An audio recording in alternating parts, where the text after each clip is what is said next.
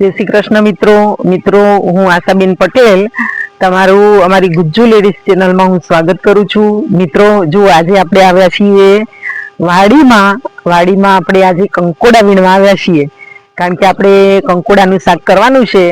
તો જુઓ આ વાડીમાં કંકોડાના વેલા છે। જુઓ મિત્રો, તમે કોઈ દિવસ કંકોડાના વેલા જોયા છે? જુઓ આ કંકોડાના વેલા છે અને એની અંદર જુઓ આ કંકોડા છે। જુઓ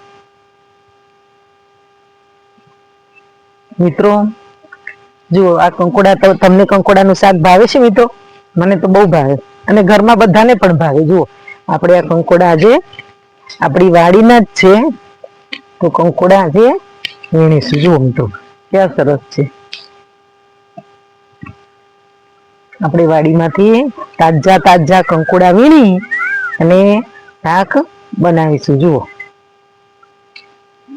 મિત્રો, અમારા વિડીયો તમને કેવા લાગે છે તો અમને ચોક્કસથી કહેજો મિત્રો, કોમેન્ટ પણ કરજો તો અમને ખબર પડે કે તમને અમારા વિડીયો કેવા લાગે છે, તમે કયા ગામથી અને કઈ સિટીમાંથી જુઓ છો અમારા વિડીયોને એમને કહેજો મિત્રો। જુઓ આ વાડી છે, આ જામફળી, આ આંબાઓ જોયું મિત્રો, કેટલી સરસ લીલી વાડી છે। ને આમ પેલી બાજુ પણ જુઓ મિત્રો, કેવી સરસ જુઓ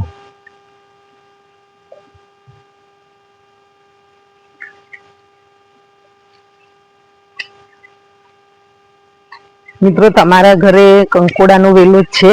જુઓ કેટલા સરસ કંકોડા લાગ્યા છે।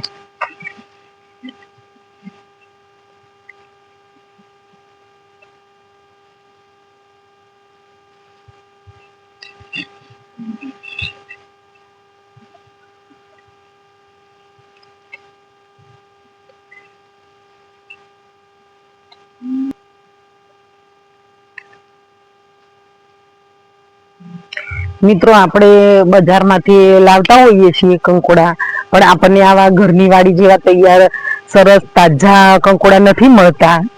એ કેટલા દિવસના ઉતારેલા, વિલાઈ ગયેલા, કરમાયેલા, કેવા પાણીથી ધોયેલા એવા કંકોડા હોય છે। ભલે ઘરે આવીને આપણે વોશ કરીએ છીએ, પણ એ કેટલાય દિવસથી ખરાબ પાણીની અંદર પડ્યા હોય તાજા રાખવા માટે। અને આ જુઓ, આ તો આપણા ઘરની જ વાડીના તાજા તાજા કંકોડા જુઓ કેટલા સરસ છે।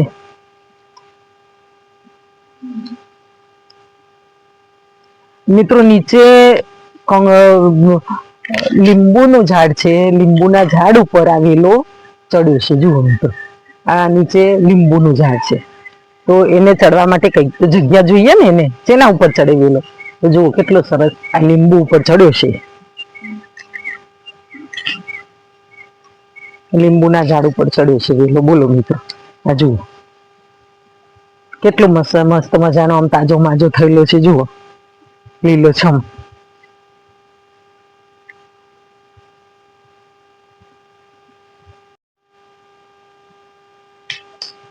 જુઓ મિત્રો, હવે આપણા વાડીમાંથી કંકોડા વીણી અને તોડીને આપણે આવી ગયા છીએ। જુઓ આટલા કંકોડા ઉતર્યા છે, હવે આને આપણે નાખી અને વોશ કરી લઈશું ને પાણીથી ધોઈ નાખીશું।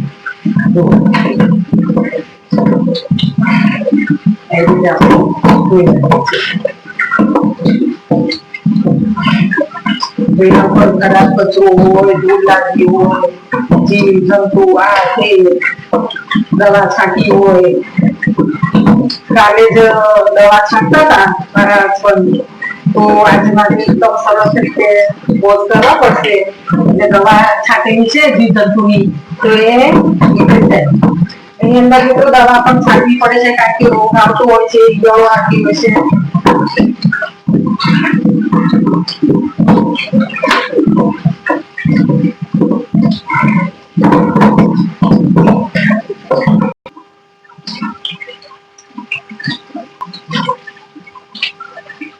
હવે મિત્રો, આપણે આ એક કાણાવાળું ઢાંકી લીધું છે, એની અંદર આપણે બધા કંકોડાને નાખી દઈશું એટલે અંદર પાણી નીકળતું પણ આવે।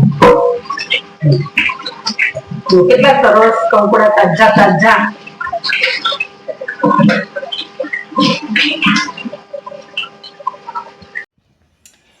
મિત્રો, હવે આપણે આ ધોઈ અને આ મોટા મોટા મેં કાઢી લીધા છે સાઈડમાં. હવે એને આપણે કઈ રીતે કટિંગ કરવાના છે, આપણે ભરેલા કંકોડાનું શાક બનાવવાનું છે, તો આપણે એને કઈ રીતે કટિંગ કરવાના છે હું તમને બતાવું. એ રીતે આપણે કટિંગ કરવાના છે. જુઓ, એનો એ આ દાંડલો છે, દાંડલાને આ ઉપરના દાંડલાને આવી રીતે કટ કરી લેવાનું છે. પછી જેની એને આ રીતે ધીમે રહી અને અંદરથી આપણે આવો ચપ્પુ અણીવાળો લેવાનો છે. અણીવાળો ચપ્પુ લઈ એની અંદરથી આ રીતે આપણે ગોળ ફેરવી અને અંદરના બિયારણ હોય એને આપણે કાઢી લેવાના છે. જુઓ, આવી રીતે સરસ રીતે અંદરના બિયારણ નીકળી જશે. જુઓ, આ રીતે આપણે કાઢી લેવાના છે. જુઓ, આ રીતે આપણે કાઢી લેવાના છે.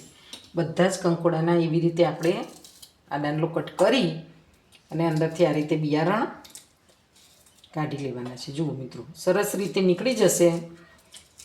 જુઓ, એવી રીતે હું આ બધા જ કંકોડાના બિયારણ કાઢી લઈશ. મિત્રો, હવે જુઓ, આપણે આ બધા બિયારણ કાઢી લીધા છે. જુઓ, બધા જ બિયારણ કાઢી લીધા છે. હવે મેં એક વાટકી આ લોટ લીધો છે ચણાનો. એને આગળ ગેસ ઉપર મૂકી અને તેલ નાખી હવે 1 ચમચા જેટલું તેલ લઈ અને લોટને હું શેકી લઈશ. તેલમાં શેકી લઈશ લોટમાં. લોટને આપણે શેકી લેવાનું છે.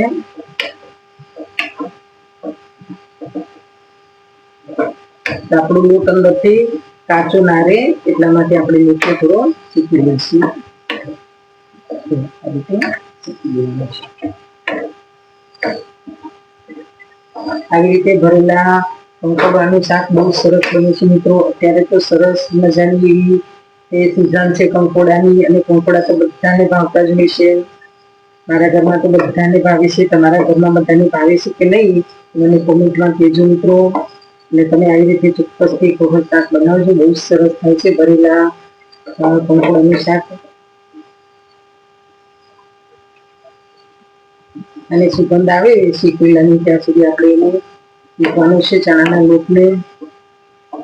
તો આ રીતે આ પાણી હોય એને દબાવીને આને આપણે શેકી લઈશું.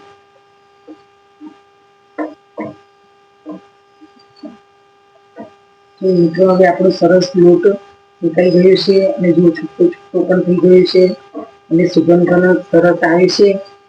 હવે આપણે ગેસ બંધ કરી દઈશું અને આની અંદર આપણે મસાલા કરી લઈશું.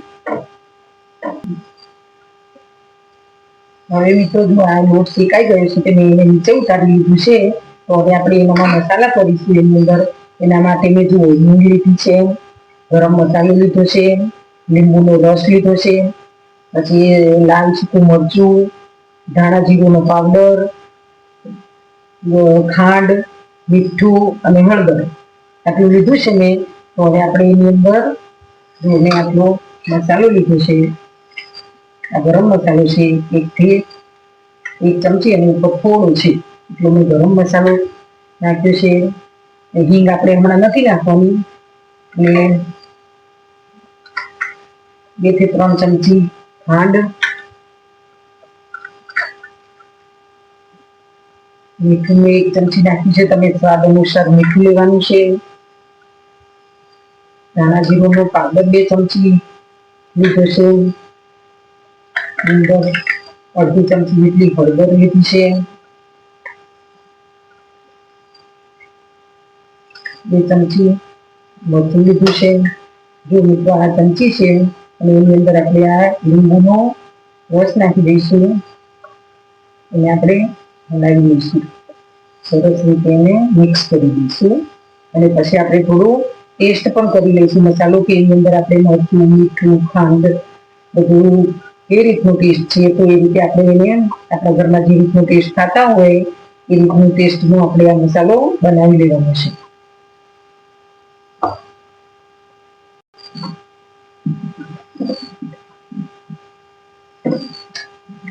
જો મિત્રો, મેં એને હાથથી સરસ રીતે મિક્સ કરી લીધું છે. તો આપણું સરસ બધું જ મસાલો અંદર મિક્સ થઈ ગયું છે. અને મેં ઉપરથી કોઈ જ મસાલો નથી નાખ્યો. આપણો મસાલો બધી રીતે કમ્પ્લીટ જ છે, એટલે મેં ઉપરથી કશું જ નાખ્યું નથી. હવે આને આપણા બધા જે આ છે એને આપણે આ રીતે ભરી લેવાનું છે. આ રીતે ભરી લઈશું. આ રીતે ભરી લેવાનું છે. ભરી અને સાઈડમાં આપણે મૂકી દઈશું.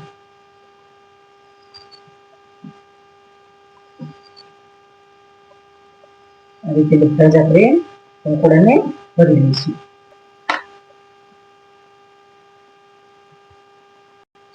તો મિત્રો હવે આપણે આ બધા જ કંકોડા આપણે ભરીને તૈયાર કરી લીધા છે. અને આટલો મારે લોટ હજી વધ્યો છે, તો હું એનો ફરી વખત યુઝ કરી લઈશ એક ડબ્બામાં અને ભરી અને હું મૂકી દઈશ અને ફરી અને યુઝ કરી લઈશું.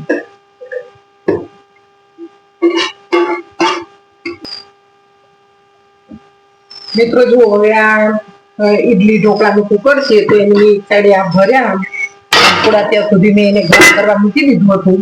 તો એ પણ પાણી આપણું ગરમ થઈ ગયું છે. તો એના ઉપર આપણે આ કાણાવાળી જાળી મૂકી અને એના ઉપર આપણે આ બધા જ કંકોડાને બાફવા મૂકી દઈશું. આ રીતે બધાને આપણે ગોઠવી લઈશું અંદર અને 10 મિનિટ માટે બાફી લઈશું. એકદમ ચડી જાય એટલે 10 મિનિટ માટે આપણે એની અંદર ગોઠવી બાફી લેવાના છે. આ રીતે ગોઠવીને ને મિત્રો જો વચ્ચે મને ભૂખ લાગી હતી, તો જો હું ખારેક પણ લઈને બેઠી છું ખાવા માટે. એટલે હું શાક પણ બનાવતી જાઉં છું અને ખારેક ખાતી પણ જાઉં છું, કારણ કે મારાથી બહુ ભૂખ થતી નથી. એટલે જો આવી રીતે આપણે બધા જ ગોઠવી મિત્રો. હવે આપણે 10 મિનિટ થઈ ગઈ છે, તો હવે આવી રીતે કરી અને આવી ચપ્પુની મદદથી આપણે જોઈ લેવાનું છે કે આપણા કંકોડા ચડી ગયા છે કે નહીં. સરસ ચડી ગયા છે, અંદર ચપ્પુ સરસ રીતે જતું રહેશે. સરસ ચડીને તૈયાર થઈ ગયું છે. એ આપણે ગેસ બંધ કરી દઈશું. હવે આને આપણે મૂકી ચાલુ. જો મિત્રો, હવે આને આપણે બધાને ધીમે ધીમે આવી નાની પ્લેટ લઈ અને એની અંદર ગમે તે તમે કંઈ બાઉલ લો કે ગમે તે લઈ અને એની અંદર આપણે બધાને આવી રીતે લઈ લેવાનું છે. આવી રીતે બાઉલમાં લઈ લેવાનું છે. પ્લેટ લીધી છે, તો પ્લેટની અંદર બધા જ કંકોડાને કાઢી દઈશું.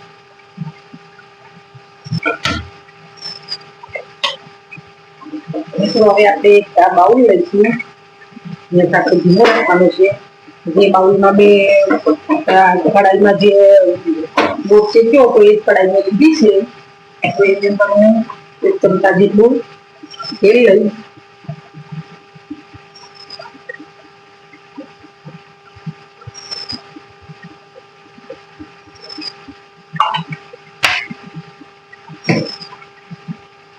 મેં ધાણા લીધા છે, લીધી છે.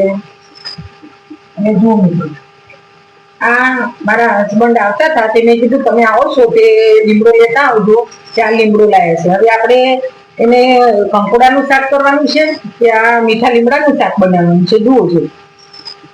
આ જેન્ટ્સનું કામ જુઓ. તો આપણે એની અંદરથી આ ધોયેલા જ છે, તો આપણને જેટલો જોઈએ છે એટલો જરૂર પૂરતો આપણે લીમડો લઈ લઈશું, મીઠો લીમડો.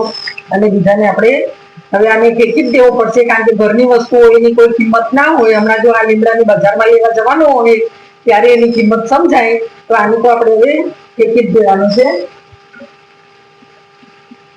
અને હવે જોઈશું કે આપણું તેલ ગરમ થઈ ગયું છે કે નહીં.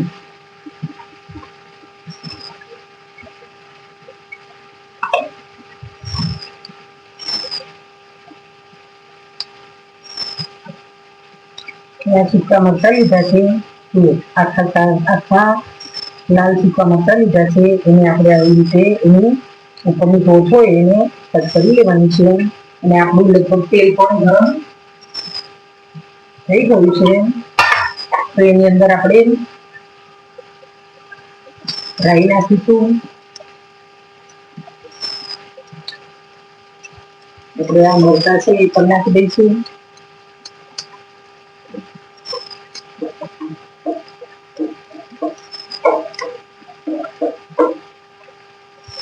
મરચાંને બહુ કાળા નથી પડવા દેવાના. એટલે જીરું નાખીશ.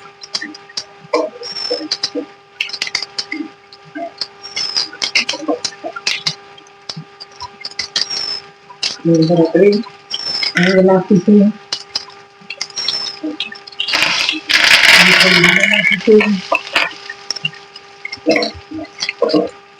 એની અંદર આપણે આ કંકોડા નાખી દઈશું.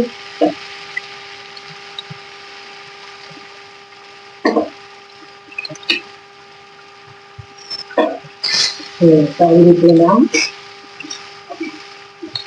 કરવાનું છે. તો આપણો મસાલો બિલકુલ બહાર નહીં નીકળે. એટલે જો નહીં તો તમે એમને કહો તો મસાલો બધો બહાર નીકળી જશે.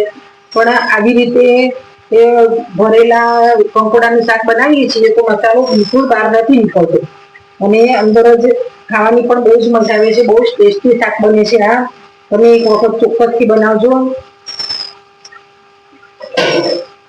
અને તમારું શાક કેવું બને છે એ પણ કોમેન્ટમાં કહેજો. આપણા કંકોડા ચડેલા જ છે એટલે એને આપણે બહુ ચડાવવાના નથી.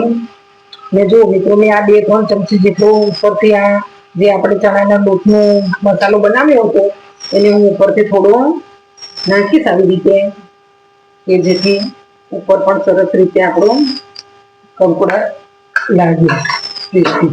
માટે હું એને ઉપરથી પણ થોડો નાખી દઈશ. મિત્રો તમે કયા શહેરમાંથી અને કયા ગામથી જુઓ છો એ ચોક્કસથી કોમેન્ટમાં કહેજો. અમારા વિડીયો તમને કેવા લાગે છે